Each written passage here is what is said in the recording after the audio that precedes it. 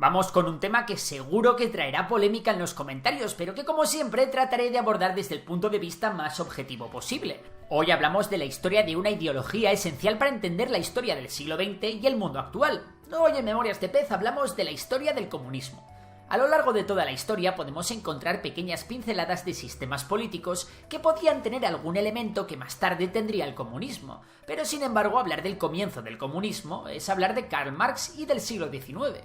Nos encontramos en plena revolución industrial. Las grandes fábricas y minas han creado una clase social urbana que había abandonado el campo y que vivía en la más absoluta pobreza, en condiciones completamente inhumanas, con jornadas interminables de trabajo, salarios tercermundistas y condiciones de seguridad muy precarias. En este contexto, en 1848, Marx y Friedrich Engels publican el Manifiesto Comunista. Hay dos puntos del comunismo que son los más importantes. El primero es conseguir la nacionalización de los medios de producción y transporte, es decir, que el Estado sea el dueño de todo aquello que sirva para producir cosas y todo aquello que pueda transportarlas. De esta forma, Marx cree que acabará la explotación de la burguesía al proletariado y por tanto se acabarían las clases. Lo segundo es el medio para conseguir esto.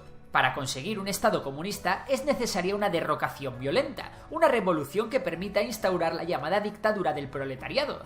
Las ideas de Marx y Engels comienzan a extenderse como la pólvora por toda la Europa industrial, llegando a la Europa del Este, donde se encuentran países todavía sin apenas industria y donde a priori el comunismo podría tener menos sentido. Sin embargo, es en algunos de estos países donde las ideas comunistas acaban calando. No es hasta principios del siglo XX cuando los comunistas se organizan y se fundan partidos comunistas en varios países como Rusia, Austria, Alemania, Finlandia, Hungría, Polonia, España, Italia, Alemania y muchos más. Las ideas comunistas llegaron incluso a América Latina, y países como Argentina, México, Uruguay o Brasil vieron también nacer a partidos comunistas en sus territorios. Para unir a los trabajadores de todo el mundo se crea la Asociación Internacional de Trabajadores, AIT, también conocida como la Primera Internacional, que consigue unir a sindicalistas, socialistas, anarquistas y obreros principalmente de Inglaterra, Francia e Italia. Si bien es verdad que la Primera Internacional no tiene una gran acogida, salvo en Francia. De hecho, lo más destacable que ocurre en la época de la Primera Internacional es una escisión en ella entre los seguidores socialistas de Marx, a los que se les llamará en adelante marxistas, y los anarquistas, más próximos a las ideas del ruso Mikhail Bakunin. La Primera Internacional se disuelve en el 1876 y da paso a una Segunda Internacional, que excluyó a los anarquistas y que no tuvo una gran repercusión histórica, por culpa de las disputas entre partidos socialistas de diferentes países. Lo más destacable de esta fue la declaración del 1 de mayo como Día Internacional de los Trabajadores en 1889 y el 8 de marzo como Día Internacional de la Mujer Trabajadora en 1910. Con el estallido de la Primera Guerra Mundial, las tensiones entre socialistas de diferentes países se acentúan, sobre todo entre los partidarios de la guerra y los que no lo eran y priorizaban la lucha obrera. Es entonces, en 1917, cuando ocurre el momento más importante en la historia del comunismo, la Revolución Rusa. Con una Rusia desangrada por la guerra mundial, el hambre y anclada en una monarquía absolutista regida por los zares, la revolución estaba servida. A principios de año ocurre la Revolución de Febrero, según la cual el zar tiene que abdicar y un gobierno provisional permite la entrada de refugiados políticos, entre ellos alguien que todos conoceréis, Vladimir Lenin, al que los alemanes envían a Rusia con una buena cantidad de dinero para que desestabilice el país. Y dicho y hecho, Lenin y Trotsky se sitúan a la cabeza del partido bolchevique, un partido revolucionario que pronto se subleva llevando a cabo la Revolución de Octubre. Los revolucionarios asaltarán el palacio del zar en Petrogrado y más tarde ejecutarán a la familia real al completo. También derrocan al gobierno provisional. Durante la Revolución Rusa y los años posteriores, los bolcheviques se tendrán que enfrentar a otras fuerzas contrarrevolucionarias, como los realistas, partidarios del antiguo régimen zarista, o los mencheviques, que eran contrarios al antiguo régimen pero menos revolucionarios que los bolcheviques. Sin embargo, Lenin y sus bolcheviques triunfan y toman el control de Rusia para después fundar la Unión de Repúblicas Socialistas Soviéticas, también conocida como URSS o simplemente Unión Soviética.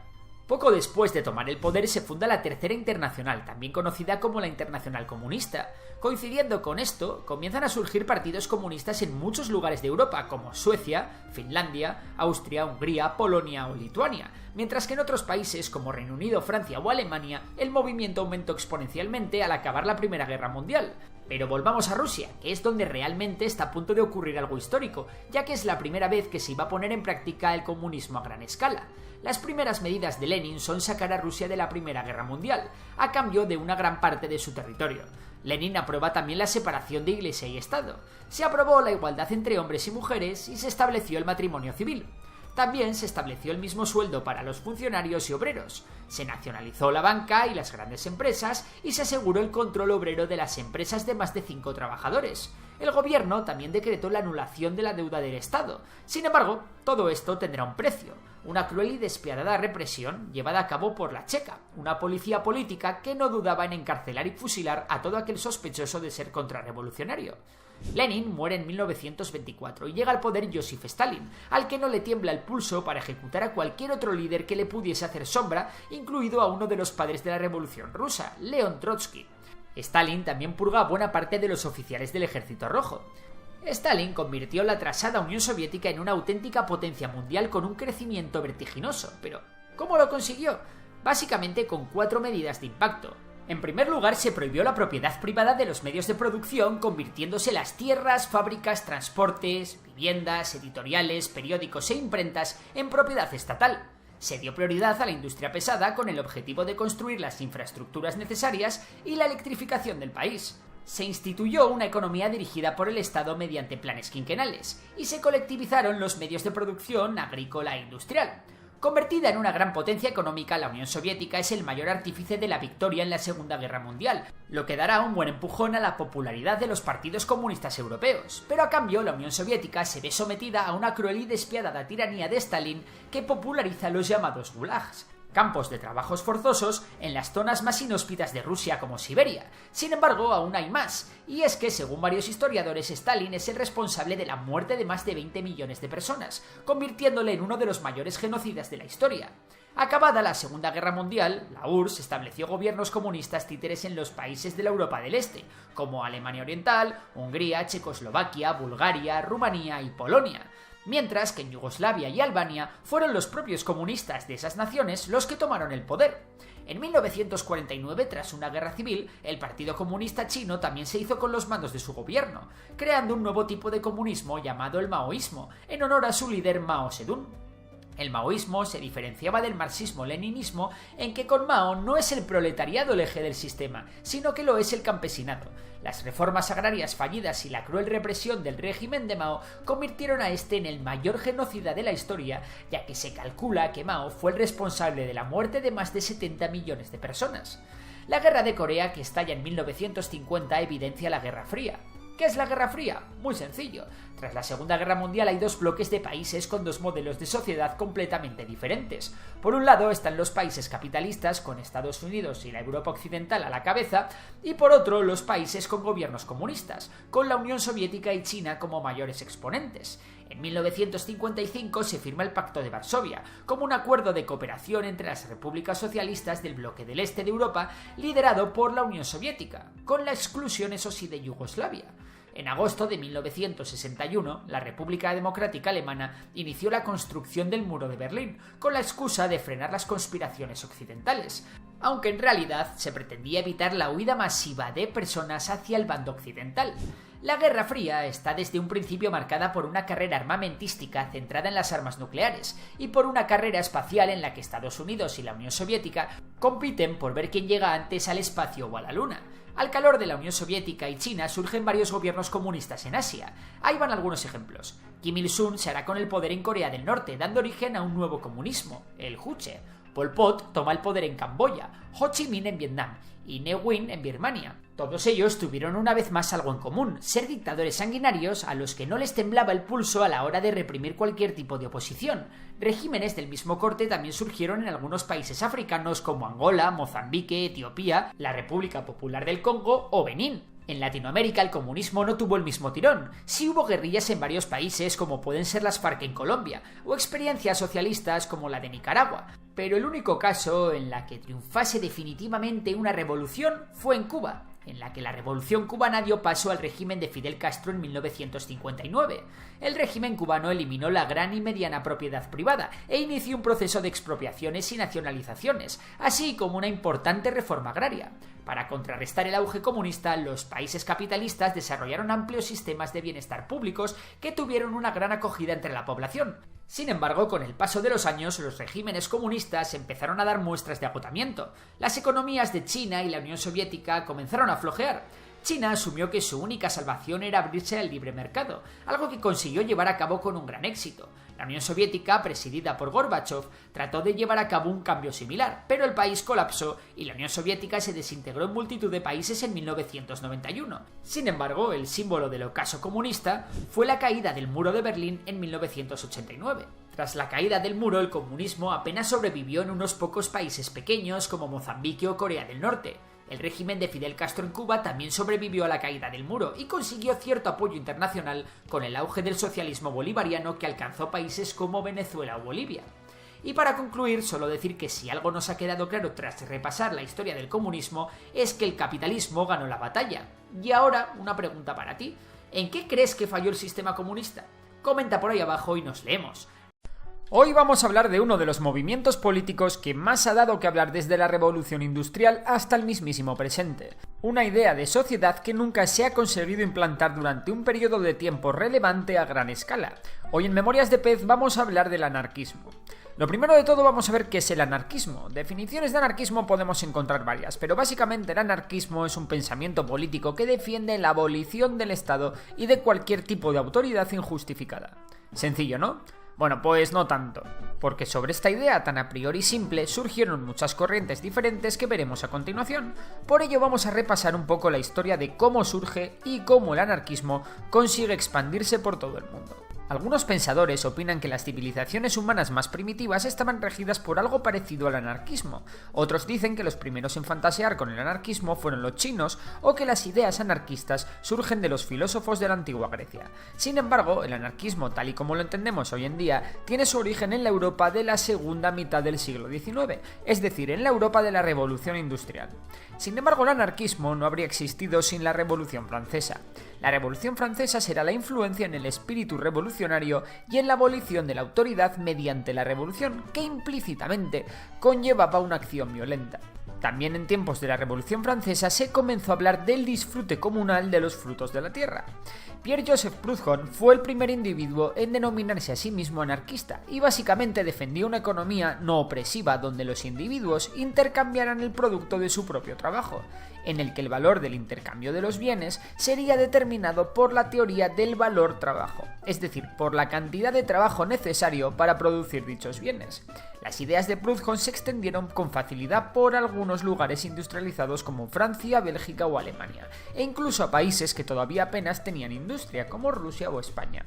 A la muerte de Proudhon, otro pensador ruso tomará el testigo del liderazgo anarquista. Hablamos del ruso Mikhail Bakunin. Sin embargo, Bakunin le dio una vuelta al anarquismo. Bakunin creía que el hombre era un ser social por naturaleza, por lo que la unidad básica de la sociedad no tenía que ser el individuo, sino la comunidad. Es decir, que una vez se acabase con el sistema, habría que reconstruir la sociedad desde la asociación y la federación de seres humanos. Bakunin ingresó en la Primera Internacional de los Trabajadores, una organización cuyo objetivo era agrupar a los trabajadores de todo el mundo. Allí tendría un gran conflicto con el otro gran pensador revolucionario y padre del socialismo, Karl Marx. De hecho, en la descripción os dejo un enlace al vídeo sobre la historia del comunismo. El caso es que Marx y Bakunin chocaban en un tema fundamental. Mientras que Marx defendía la dictadura del proletariado, Bakunin creía que esa dictadura iba a acabar irremediablemente siendo de una nueva élite sobre el proletariado, por lo que no quedaba más remedio que destruir el Estado. Esto hizo que ambas corrientes, marxismo y anarquismo, se distanciasen hasta que los anarquistas salieron de la organización. A pesar de que las ideas de Bakunin eran las predominantes en el mundo anarquista, hubo otras corrientes individualistas, tanto en Europa como en Estados Unidos, que sin embargo no dejaron un gran legado.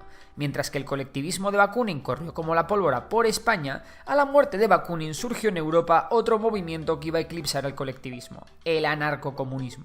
El anarcocomunismo aboga por la abolición del Estado, el capitalismo, el trabajo asalariado y la propiedad privada, y que estaba a favor de una propiedad común de los medios de producción, de la democracia directa y de la propiedad personal.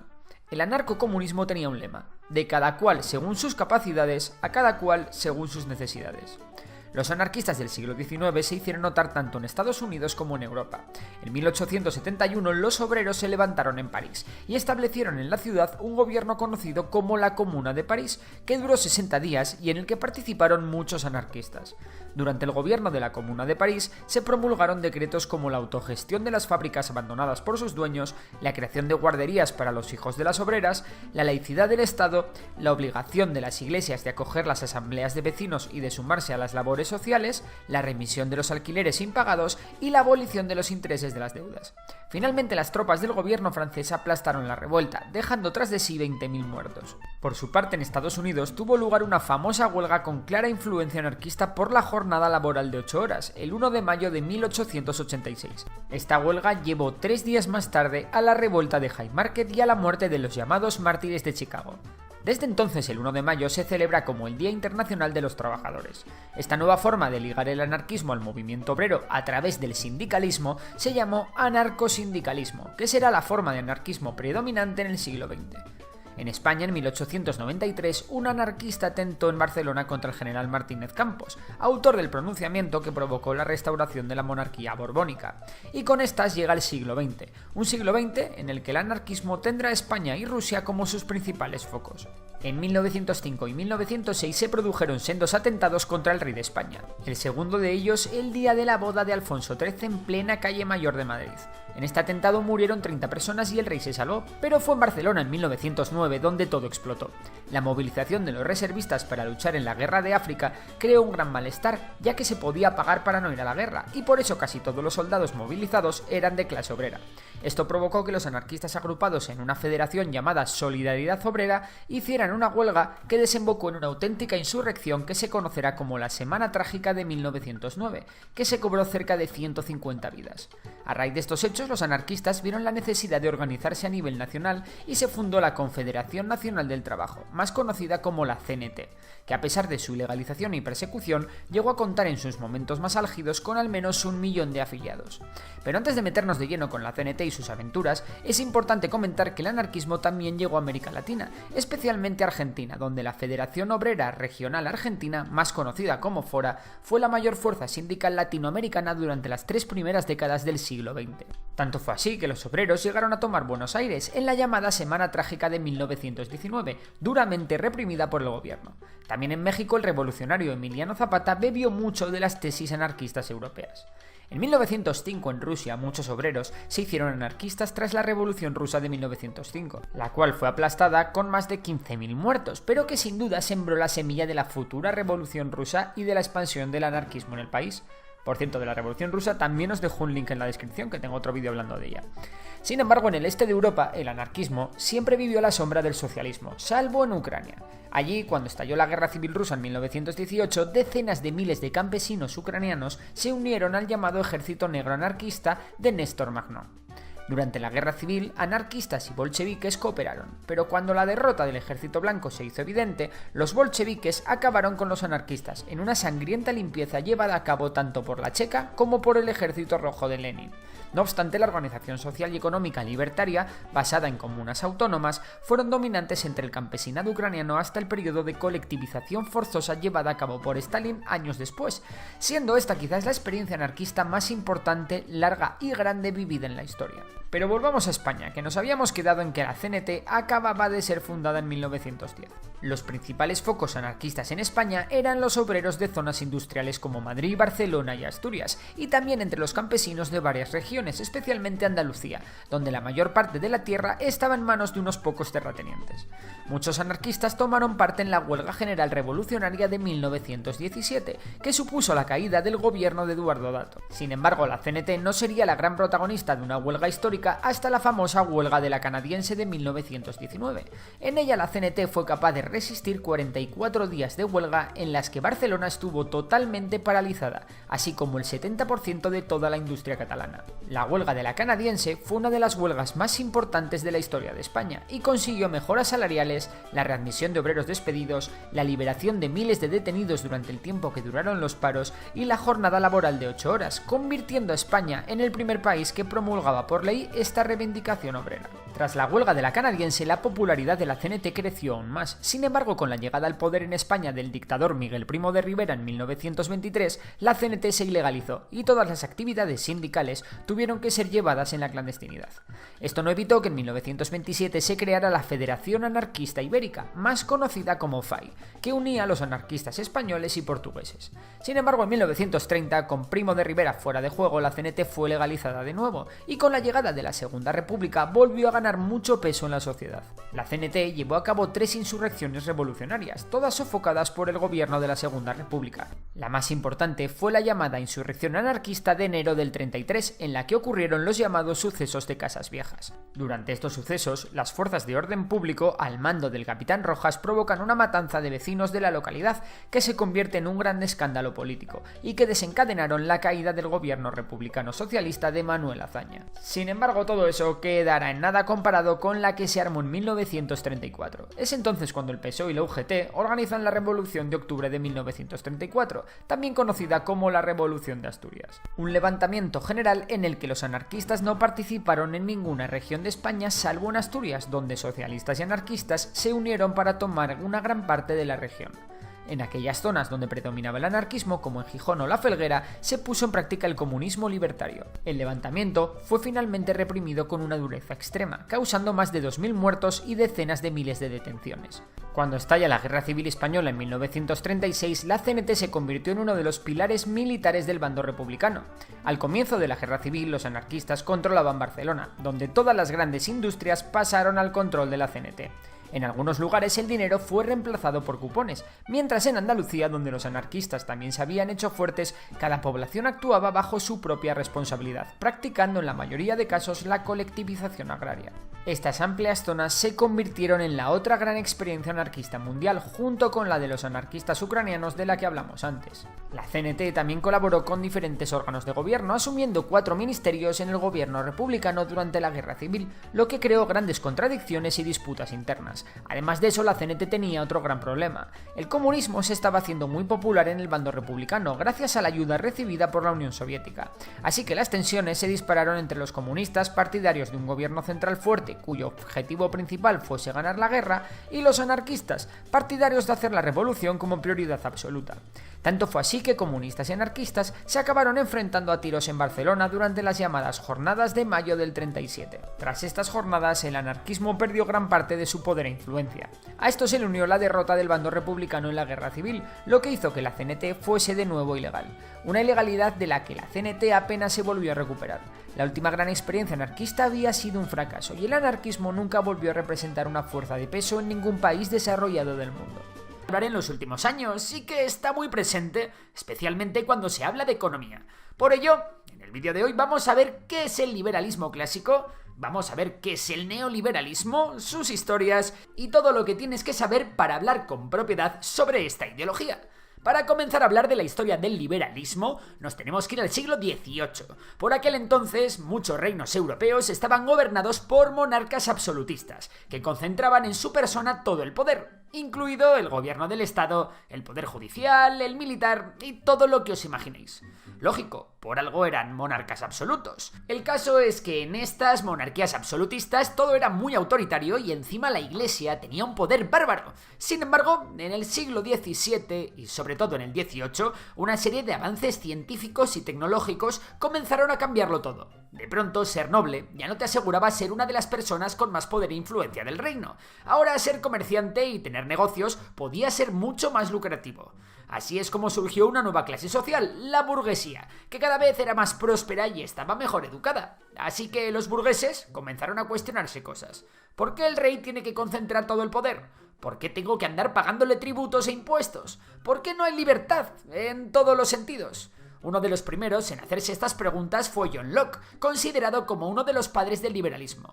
Locke promovía ideas revolucionarias para su tiempo, como la noción de que el gobierno debe servir al pueblo y proteger sus derechos naturales, como la vida, la libertad o la propiedad. Otro pensador, al que tampoco le molaba un pelo eso del absolutismo, fue Adam Smith. Este señor publicó en 1776 La riqueza de las naciones, la obra que asentó las bases de la economía moderna. En ella, Adam Smith planteó la idea de que la economía podía analizarse de una manera separada de otros aspectos de la sociedad, como la religión o la ética. Smith explicó cómo la especialización y la división de tareas en la producción pueden llevar a un aumento significativo en la eficiencia y la productividad. Pero más allá de eso, Adam Smith habló de un concepto que cambiaría el mundo para siempre. Hablamos de la mano invisible que mueve el mercado. La mano invisible es una idea que habla de que en un mercado libre las personas constantemente buscan su beneficio personal, y esto lleva a una asignación eficiente de recursos y a la producción de bienes y servicios que la sociedad necesita. Vamos, que la ley de la oferta y la demanda es la que regula el mercado de manera más eficiente. Por ello, Adam Smith estaba en contra de la acumulación de metales preciosos y de las políticas que buscaban una balanza comercial favorable a través de aranceles y restricciones al comercio. En su lugar, Adam Smith abogó por el libre comercio y argumentó que la verdadera riqueza de una nación residía en su capacidad productiva y en el bienestar de su población. Eso sí, aunque Smith es conocido por su defensa del libre mercado, también reconoció un papel importante para el gobierno en ciertas áreas, como la defensa nacional, la justicia, la educación pública y la construcción de infraestructuras básicas. Pues bien, gracias a la imprenta, las ideas de Adam Smith y de John Locke, entre otros, llegaron a muchas partes del mundo, especialmente a América del Norte y Europa. El primer sitio en el que triunfaron estas ideas a lo bestia fue en las 13 colonias británicas, situadas en lo que hoy es Estados Unidos. Allí la burguesía formada por los colonos se cansó de pagar impuestos a Londres sin recibir nada a cambio. Por ello, al grito de "No taxation without representation", es decir, no a los impuestos sin representación, comenzaron una guerra que culminó en la independencia de los Estados Unidos. Y alguno me diréis, ¿por qué me estás contando historietas del siglo XVIII? Bueno, pronto verás que todo tiene sentido.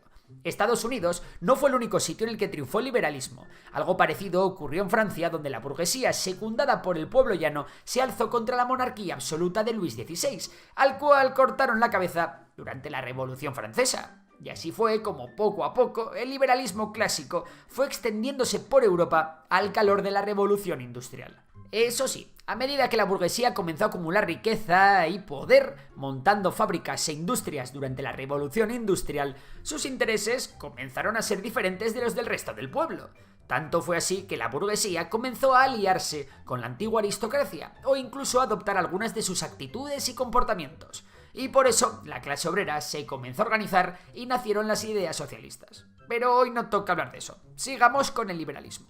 Los liberales clásicos no solo aplicaban el liberalismo a la economía, sino a todas las esferas de la vida. Repasemos sus 3 principios básicos.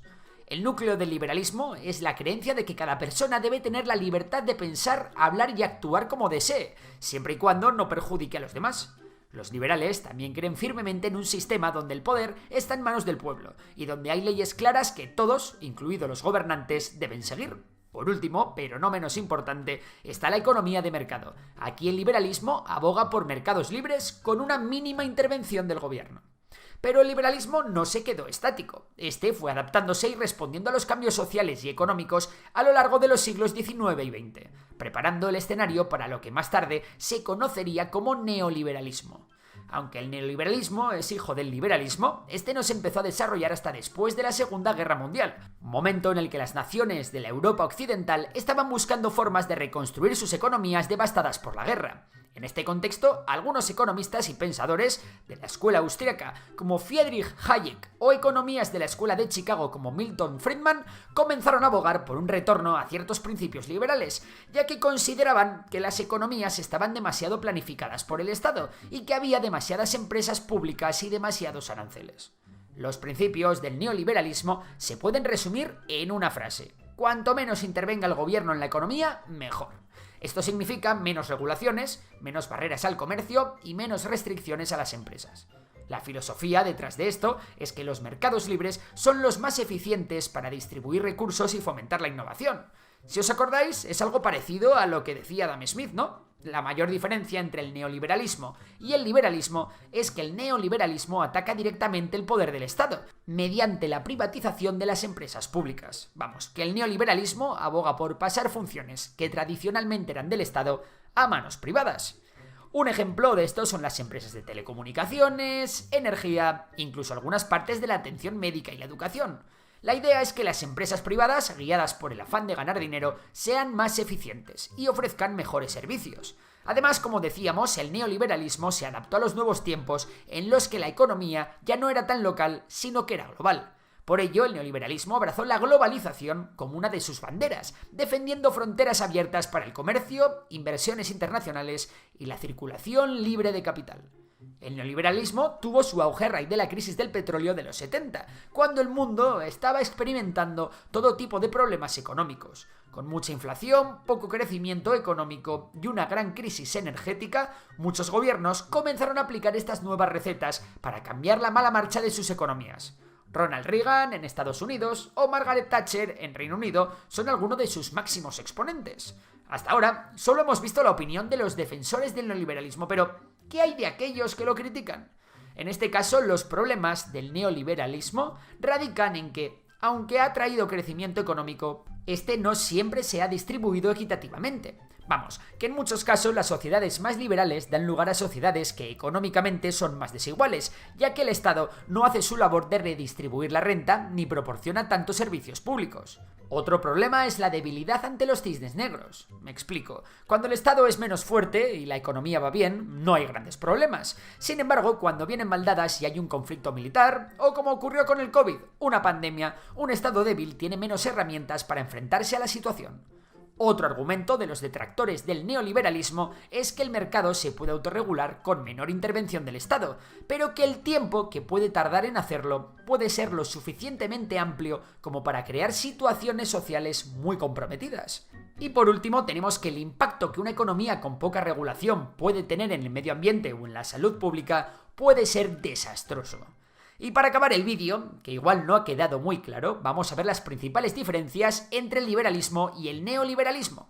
La principal diferencia entre liberalismo y neoliberalismo es que uno se centra en los siglos XVIII y XIX y el otro está adaptado a los siglos XX y XXI.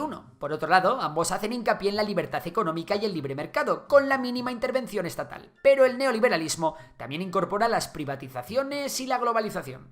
Además, el neoliberalismo se centra principalmente en la economía, mientras que el liberalismo clásico va más allá, abarcando un montón de temas que transformaron la sociedad en todos los ámbitos. Hoy vamos a hablar de una corriente de pensamiento que está dando mucho que hablar en los últimos tiempos. Hablamos del anarcocapitalismo, que ha acaparado multitud de titulares, especialmente en Argentina, donde ha surgido la figura de Javier Milei, quien se encuentra cercano a esta peculiar ideología liberal. Pero, ¿qué es el anarcocapitalismo? ¿Qué defiende? ¿Se ha puesto alguna vez en práctica o es una utopía? Pues venga, pónganse cómodos, que empezamos. Definir lo que es el anarcocapitalismo es relativamente sencillo. Separemos sus términos para entenderlo mejor. Por un lado tenemos la anarquía, es decir, la ausencia de Estado y autoridad.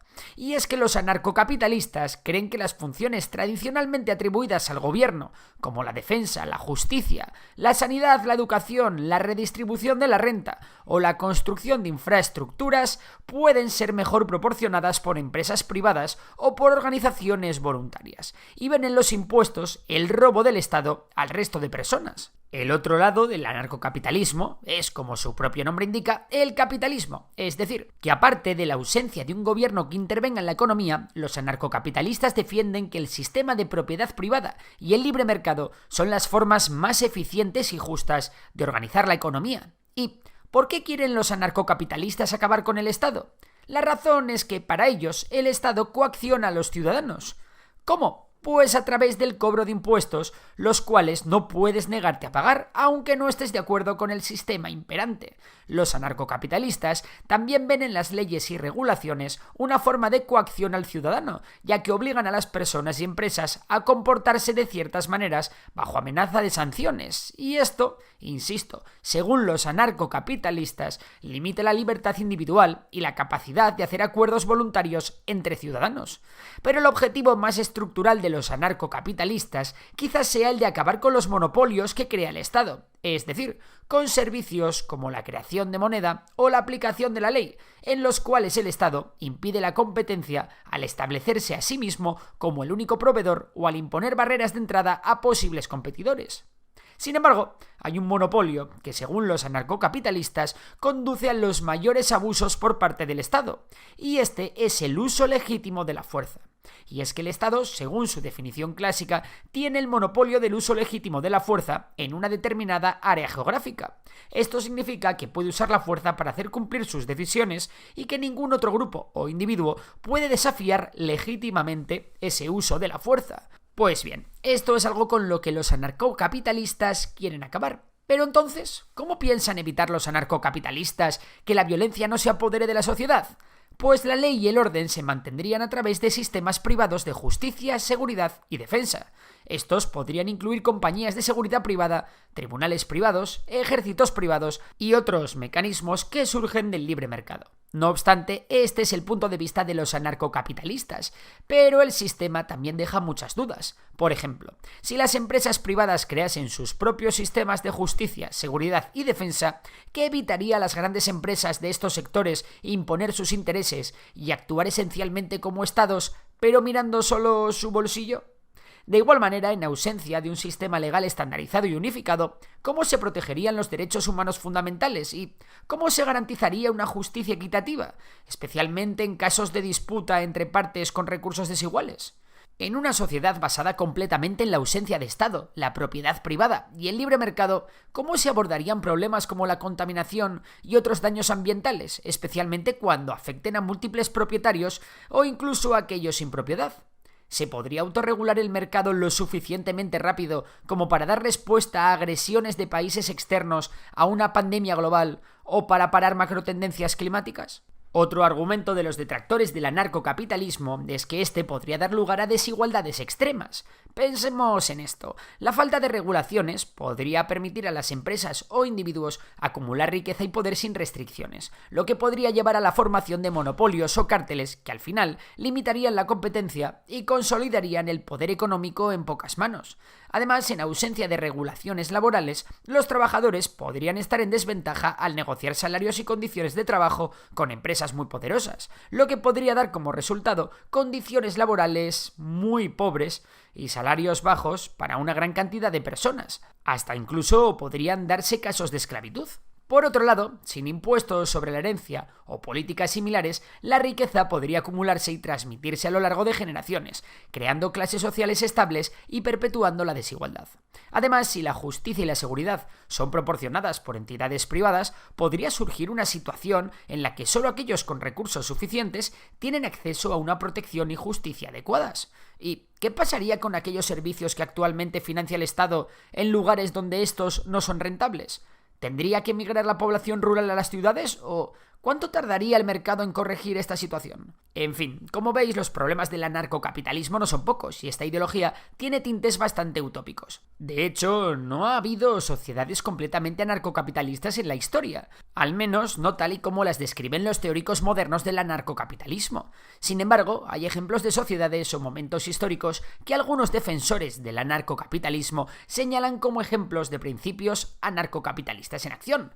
Veamos alguno de ellos. 1. La Islandia medieval. Durante un periodo, desde el siglo IX hasta el siglo XIII, Islandia operó sin un gobierno centralizado y en cambio tenía un sistema de Þing, asambleas, donde las disputas eran resueltas y las leyes eran discutidas. Sin embargo, había cierta estructura estatal y el sistema no era puramente capitalista. 2. La frontera estadounidense.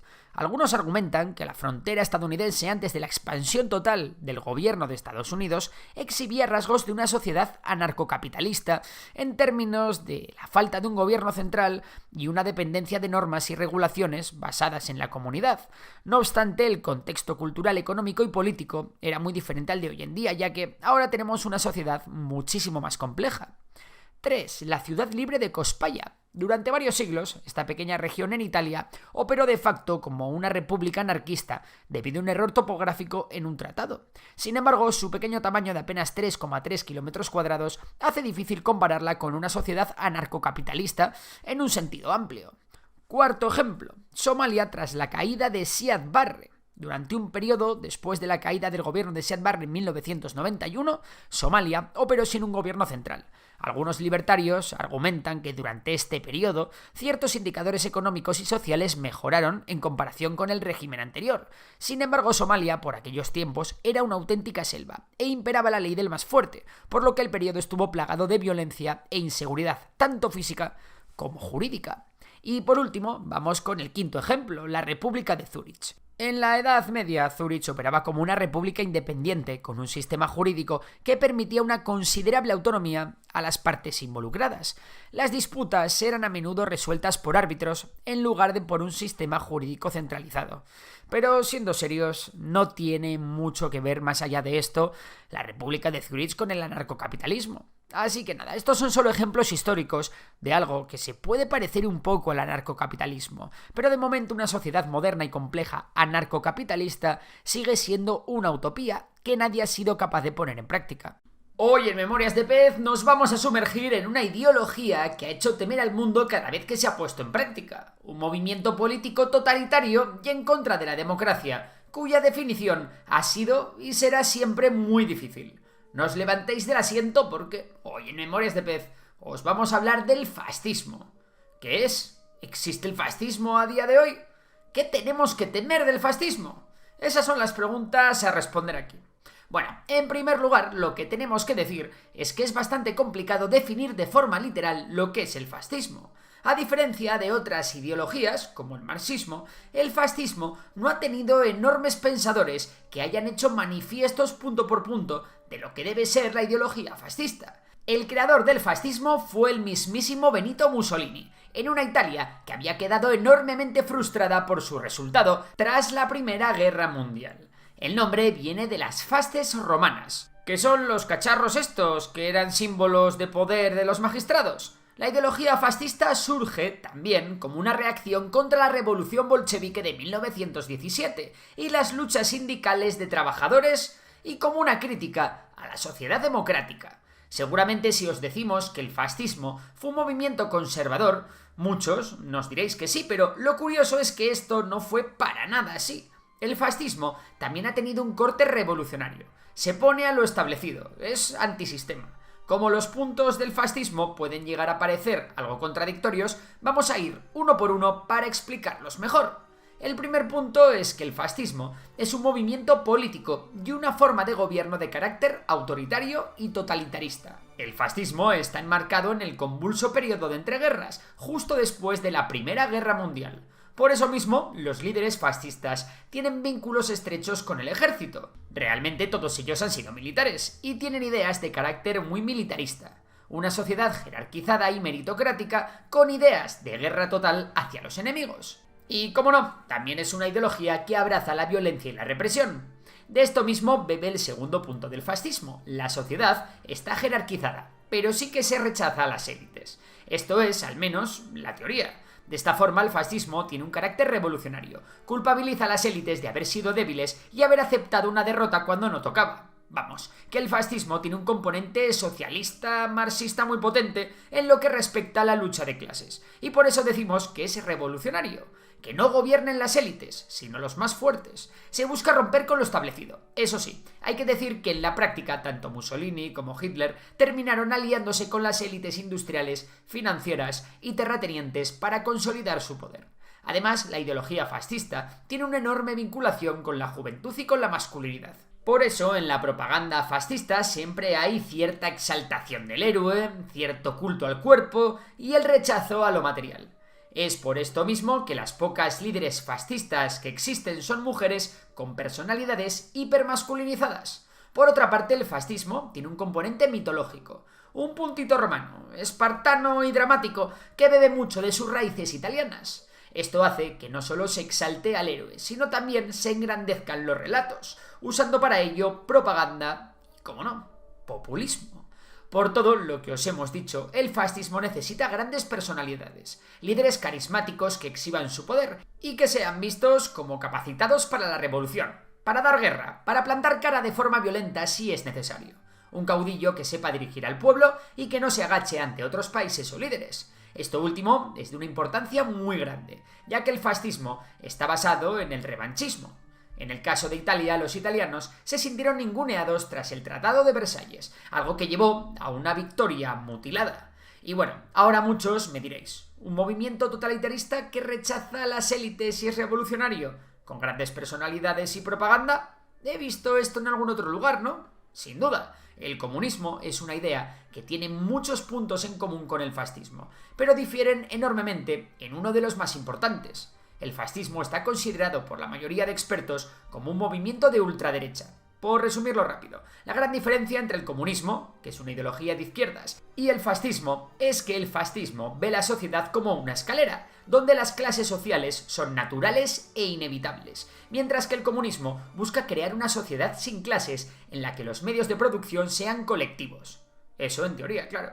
El fascismo no ve la lucha de clases como una batalla entre proletarios y burgueses, como en el marxismo, sino como una lucha entre naciones o razas. Realmente, una ideología es la antítesis de la otra. Ambas ideologías aceptan la existencia de un Estado muy fuerte, pero el comunismo lo ve como un medio para su objetivo final, mientras que el fascismo lo hace como una exaltación de otra de sus grandes características, el patriotismo y el nacionalismo.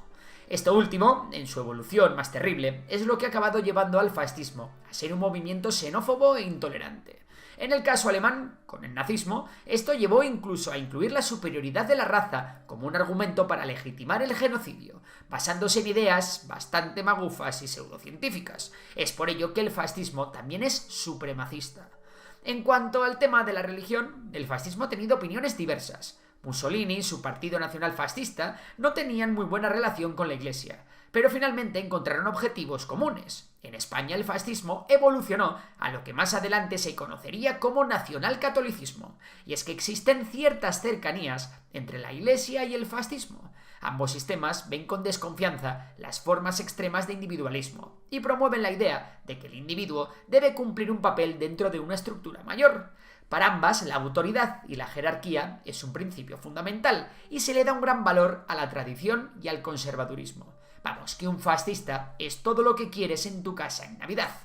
Resumimos todos los puntos comentados sobre el fascismo. 1. Autoritarismo y movimiento de carácter militar. 2. Rechazo a las élites y búsqueda de una revolución para romper con el sistema. 3. Exaltación de lo heroico, de la juventud, de lo masculino, del cuerpo humano y rechazo de lo material. 4. Propaganda y populismo. Culto a las grandes personalidades. 5. Movimiento de ultraderecha. La lucha de clases es natural y necesaria. 6. Patriotismo y nacionalismo. Y 7. Racismo y supremacismo.